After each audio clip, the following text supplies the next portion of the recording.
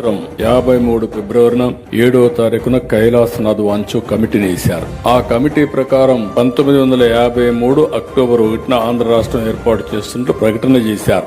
రాష్ట్రం ఏర్పడింది 1953 అక్టోబర్ 1న ఆంధ్రప్రదేశ్ రాష్ట్రం ఏర్పడింది కర్నూలు రాజధాని కింద.